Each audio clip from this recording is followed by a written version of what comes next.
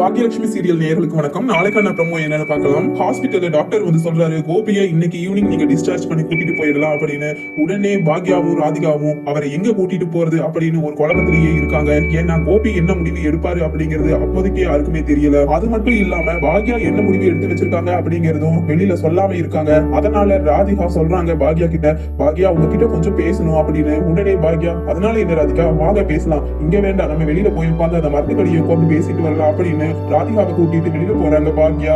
அங்க உட்கார்ந்து ராதிகா கண்ணீர் வடிச்சு பேச ஆரம்பிக்கிறாங்க. நான் கோபி கூட இத்தனை வருஷமா வாழ்ந்த வாழ்க்கை சந்தோஷமாவே இல்ல பாக்யா. என் மனசுல மிகப்பெரிய குற்ற உணர்ச்சி இருக்கு. ஏன்னு பாத்தீங்கன்னா அவருக்கு ஏற்கனவே கல்யாணமாகி அதுவும் எவ்வளவு பெரிய குழந்தைங்க, 3 குழந்தைங்க இருக்கிறது எதுவுமே எனக்கு தெரியாது பாக்யா. கோபியை பத்தின எல்லா உண்மையும் அவருக்கு முதல்லயே கல்யாணம் ஆகி குழந்தைங்க இருக்கிறது தெரிஞ்சதுக்கு அப்புறம் சரி அவர் உங்க கூட தான் வாழ்றது நியாயம் அப்படின்னு நான் முடிவு எடுக்கலாம்னு நினைக்கும் பொழுது எங்க அம்மா கமலா பண்ணினது எனக்கும் மயூரிக்கும் சேஃபர் சைடுக்காக கோபிய என் கூடவே இருக்கிற மாதிரி வாழ்றதுக்கு ஏற்பாடு பண்ணிட்டாங்க. அது மட்டும் இல்லாம உங்களோட பிரிவுக்கு நானே ஒரு மிகப்பெரிய காரணமாயிட்டேன், என்ன மன்னிச்சிருங்க பாக்யா அப்படின்னு கண்ணீர் விட்டு பாக்யா கிட்ட கதறி அழுகிறாங்க ராதிகா. உடனே பாக்யா தன்னோட தோளோட சேர்த்து ராதிகாவை கட்டி அடைச்சு கண்ணீரை தொடச்சு விட்டுட்டு சொல்றாங்க, ராதிகா எல்லாம் முடிஞ்சு போச்சு, அதை பத்தி திரும்ப பேசி ஒரு பிரயோஜனமும் இல்ல, இனி நடக்க போறதை பத்தி மட்டும் பேசலாம் அப்படின்னு பாக்யா ராதிகா கிட்ட சொல்லும் பொழுது ராதிகா மறுபடியும் சொல்ல ஆரம்பிக்கிறாங்க, பாக்யா கோபி என் கூட வாழ்றத சுத்தமாவே பிடிக்கல. அதுவும் வர வர இப்ப கொஞ்சம் இயர்ஸா அவர் ஃபுல்லா மைண்ட் ஃபுல்லா உங்க ஃபேமிலி உங்க குழந்தைங்க அதை பத்தியே நினைச்சிட்டு இருக்காரு. அது மட்டும் இல்லாம நீங்க இப்ப பிசினஸ்ல முன்னேற முன்னேற அவருக்கு முழு நினைப்பும் உங்க மேலதான் இருக்கு. அதனால அவர் உங்க கூடவே வாழ்றதுதான் நியாயம். நானும் மயூரியும் அவர்கிட்ட இருந்து ஒதுங்கிக்கலாம்னு இருக்கேன் அப்படின்னு சொல்றாங்க ராதிகா. அதுக்கு பதில் சொல்ற மாதிரி பாக்யா சொல்றாங்க, நீங்க கோபி கிட்ட இருந்து ஒதுங்கிட்டீங்கன்னா பழையபடி நானும் கோபியும் ஒன்னா சந்தோஷமா வாழ்ந்துருவோம்னு நினைக்கிறது உங்களோட முட்டாள்தனம் ராதிகா. ஏன்னா கோபி வேணா எங்க கூட வந்து வாழ்றதுல சந்தோஷமா இருக்கலாம், ஆனா எனக்கு அப்படி இல்ல ராதிகா. ஏன்னா அவரை நம்பிதானே நீங்க அவரை கல்யாணம் பண்ணிருக்கீங்க, உங்களை நம்பிதானே மயூரி இருக்கா. இதுல நீங்க கோபின்னு நான் 3 பேரும் செல்ஃபிஷா யோசிக்கிறத விட நம்ம குழந்தைங்க அப்படிங்கறத கொஞ்சம் யோசிச்சுதான் முடிவெடுக்கணும் ராதிகா. அதனால என்ன பொறுத்த வரைக்கும் என் பசங்க 2 பேரும் கல்யாணம் ஆகி அவங்க குடும்பம் குழந்தைங்கன்னு அவங்க சேஃபரா நல்லா இருக்காங்க.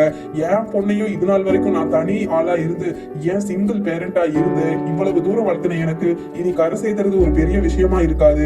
அது மட்டும் இல்லாம எனக்கு அத்தை ரொம்ப பக்கபலமா இருந்தாங்க. அது மட்டும் இல்லாம இப்ப என் பிசினஸ் நல்லாவே போயிட்டு இருக்கு ராதிகா. அதனால எனக்கு யாரோட உதவியும் தேவையில்லை. என்னடா இவ இப்படி பேசுறாளேன்னு நினைச்சுக்காதீங்க ராதிகா அப்படின்னு பாக்யா தொடர்ந்து பேசுறாங்க. அப்படியே கோபி என் கூட வந்து வாழ்ந்தாலும் அவர் மறுபடியும் நம்பிக்கை துரோகம் பண்ண மாட்டாருன்னு என்ன ராதிகா நிச்சயம். அதனால நான் அவரை சேர்த்துக்கிட்டு வாழ்றதுல ஒரு துளி கூட சம்மதமும் இல்ல. நீங்க உங்க கணவர் கூட உங்க குழந்தை மயூரின்னு நீங்க சந்தோஷமா வாழுங்க, அதுக்கு நான் இடைஞ்சலா இருக்க மாட்டேன். இதுல கோபி சந்தோஷமா இருக்கணுங்கிறதுக்கு வேண்டி எப்படி ராதிகா நான் அவரை ஏத்துக்க முடியும்? இதுல என்னோட மனசும் சம்பந்தப்பட்டிருக்கு. அன்னைக்கு அவரு விட்டுட்டு உங்க கூட வந்தப்போ என் மனசு எவ்வளவு காயப்பட்டிருக்கும். அன்னைக்கும் அவரோட சந்தோஷத்தை நினைச்சுதான் உங்க கூட வந்தாரு. ஆனா இன்னைக்கும் அவரோட சந்தோஷத்துக்காக உங்ககிட்ட இருந்து என்கிட்ட வருவாரு. இதை நம்ம ஏத்துட்டோம்னா இதுக்கான நியாயம் எதுவுமே எனக்கு புரியல ராதிகா. நியாயப்படி அவர் உங்க கூட வாழ்றதுதான் சரி அப்படின்னு பாக்யா ராதிகாக்கு அறிவுரை சொல்றாங்க. ஆனா ராதிகா, இல்ல பாக்யா, கோபிக்கு முழு மனசும் உங்க கூட வாழணும் தான் இருக்கு. அதனாலதான் இப்போ நிறைய டென்ஷன்ல ஸ்ட்ரெஸ்ல என்ன பண்றேன்னே தெரியாம அந்த ஹோட்டல்ல அந்த கெட்டுப்போன கறியை கலக்குனது கூட அவர் உங்க மேல இருக்கிற ஆதங்கத்துல கிடையாது, உங்க கூட சேர்ந்து வாழ முடியலையே அப்படிங்கிற விரக்தியில தான் நான் நினைக்கிறேன். அதனால நான் ஒதுக்கிக்கலான்னு இருக்கேன். பாக்யா, நீங்க உங்க கணவர் குழந்தைங்கன்னு நீங்க பழையபடி சந்தோஷமா வாழுங்க. அப்பதான் கோபியும் சந்தோஷமா இருப்பாரு, உங்க பசங்க பொண்ணு எல்லாருமே சந்தோஷமா இருப்பாங்க. ஏன் கோபியோட அம்மா கூட இன்னைக்கு என் கூட இவ்வளவு சண்டை போடுறாங்கன்னா அவங்க மகனை நான் பிரிச்சு கூட்டிட்டு போயிட்டேன்னு தானே அப்படின்னு பாக்யா கிட்ட ராதிகா சொல்றாங்க. அப்போ அமைதியா உட்காந்து கேட்டுட்டு இருக்கிற பாக்யா திரும்பி ஒரே ஒரு வார்த்தை கேக்குறாங்க, சரி ராதிகா, இது எல்லாத்தையுமே நான் ஒத்துக்கிறேன். ஆனா இதே ராதிகா தானே அன்னைக்கு ஹோட்டல் கான்ட்ராக்ட் சம்பந்தமா பேசும் பொழுது நீங்க அவ்வளவு பெரிய தப்பு பண்ணிட்டீங்களே, அதை என்னால மறக்க முடியுமா? இப்ப கூட இதையெல்லாம் நான் சொல்லி காட்டணுங்கிறதுக்காக சொல்லல ராதிகா. ஏன்னா மனுஷனோட மனசு ஒரு குரங்கு மாதிரி. இன்னைக்கு உங்களுக்கு கோபியை என் கூட அனுப்பிச்சு வச்சிடலாம்னு தோணுது. இன்னும் கொஞ்ச நாள் கழிச்சு உங்க மனசு மாறி என் புருஷனை அன்னைக்கு திரும்பவும் மயக்கி கூட்டிட்டு போயிட்டேன்னு கேட்கறதுக்கு எவ்வளவு நேரம் ஆகும் ராதிகா? நீங்க செஞ்ச தப்ப நான் செய்யவே மாட்டேன் என்னைக்குமே. அதுல உறுதியா இருக்கா இந்த பாக்யா. எனக்கு யாருமே தேவையே இல்ல. அதுவும் மெயினா இந்த கோபி மாதிரி ஹஸ்பண்ட் துரோகிகளை நான் என்னால திரும்பவும் ஒரு கணவரா ஏத்துக்கவே முடியாது. இப்ப கூட பாருங்க ஆபரேஷன் தியேட்டர்ல என்ன சைன் போட சொன்னாங்க ஒய்ஃப்ங்கிற பிளேஸுக்கு. அவளை ஒரு எமர்ஜென்சில நான் கொண்டு வந்து சேர்த்துன எனக்கு ஒய்ஃப் அப்படிங்கிற இடத்துல கையெழுத்து போடுறதுக்கே என் மனசு அவ்வளவு கூசுச்சு.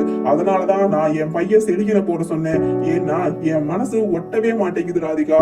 அதனால நீங்க உங்க கணவர் கூட வாழ்றதுதான் உங்க குழந்தை மயூரிக்கான எதிர்காலத்துக்கு நல்லதுங்கிறது எனக்கு தோணுது ராதிகா.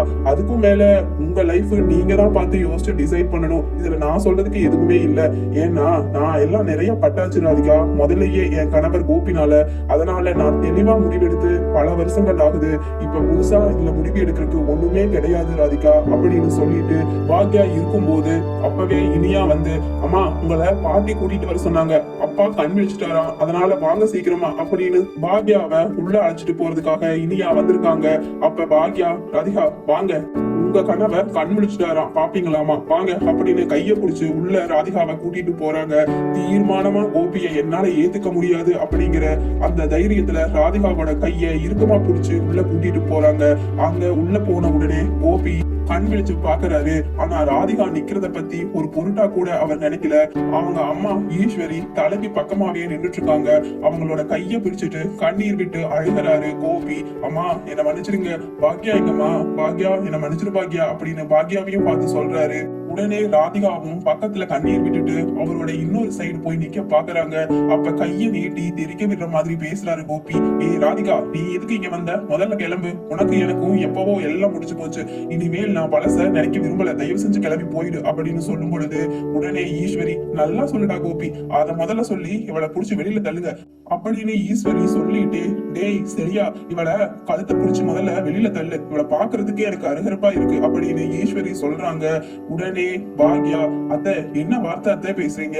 அவங்களும் நம்மள மாதிரி ஒரு பொண்ணு தானே, அவங்களுக்கும் கோபி மேல பாசம் அக்கறை அன்பு எல்லாம் இருக்கும். ஏன்னா அவங்களுக்கும் அவர் கணவர், அதனால நம்ம இதை பத்தி சொல்லக்கூடாது. அவங்க கணவரை பாக்குறதுக்கு அவங்களுக்கு உரிமை இல்லைன்னு சொல்றதுக்கு நம்ம யாரு அத்தை அப்படின்னு ஈஸ்வரிக்கு பாக்யா தியாகி மாதிரி சொல்றாங்க. உடனே இனியா பேச ஆரம்பிக்கிறாங்க. அம்மா நீங்க எப்பதான் இந்த தியாகி மாதிரி பேசுறதை விட போறீங்க? அதுதான் பாட்டி சொல்றாங்கல்ல, நம்ம அப்பாவை நம்ம பாத்துக்கலாம், முதல்ல இவங்களை கிளம்ப சொல்லுங்க. நம்ம குடும்பத்துல வந்த அத்தனை பிரச்சனைக்கும் காரணம் இவங்களும் இவங்க அம்மா இவங்க பொண்ணு 3 பேரு தான். நம்ம அப்பா நமக்கு வேணுமா, என்னால் நம்ம அப்பாவை திரும்பவும் எங்களுக்கு கூட அனுப்புறது சுத்தமா பிடிக்கல அப்படின்னு இனியா சொல்றாங்க. அதுக்கு பாக்யா, இனியா நீ சின்ன பொண்ணு, உனக்கு ஒண்ணுமே தெரியாது, நீ பேசாம இரு, எனக்கு என்ன முடிவு எடுக்கணும்னு எனக்கு தெரியும் அப்படின்னு சொல்லும் பொழுது, ஏமா எங்களுக்குன்னா அப்பா கூட இருக்கணும்னு ஆசை இருக்காதா? ஏன் நீங்க அதுக்கு விடவே மாட்டேங்கிறீங்க? அதுதான் அப்பாவே நம்ம கூட வரேன்னு ஆசைப்படுறாருல்ல, ஏன் நீங்க அவங்க கூடவே அவங்கள சேர்த்து வைக்கிறதுக்கு பாக்குறீங்க? உங்களுக்கு அப்பாவை பிடிக்கலையா? ஏமா அப்படின்னு சொல்லிட்டு கேட்கும் பொழுது பாக்யா சொல்றாங்க, உங்க அப்பாவை பிடிக்கலன்னு நான் என்னைக்குமே சொன்னதே இல்லை இனியா, அவர் தான் என்ன பிடிக்காம ராதிகாவை தேடி போயிட்டாரு. அவரோட சந்தோஷத்துக்காக எனக்கு பிடிச்சதை நான் விட்டு கொடுக்கறது தான் உண்மையான மனைவி அப்படிங்கிறதுக்காகத்தான் இத்தனை நாள் இவர் ராதிகா கூட வாழ்றதுக்கே நான் விட்டு கொடுத்தேன். அது மட்டும் இல்லாம இதுல உங்க அப்பாவோட சந்தோஷம் நம்மளோட சுயநலம் மட்டும் இருக்கக்கூடாது இனியா. அவரை நம்பி வந்த ராதிகாவோ அவங்களோட குழந்தையோட எதிர்காலத்தையும் நினைச்சுதான் நம்ம முடிவு எடுக்க முடியும். நீ எல்லாம் ஆளாகி நீ கொஞ்ச நாள்ல நீ வேற ஒரு பக்கம் கல்யாணமாகி போயிடுவ. உன் அண்ணங்க 2 பேத்துக்கும் கல்யாணமாகி அவங்களும் செட்டில் ஆயிட்டாங்க. ஆனா மயூரியோட எதிர்காலத்துக்கு உங்க அப்பா அங்க இருக்கிறது தான் நல்லதுன்னு பாக்க சொல்ல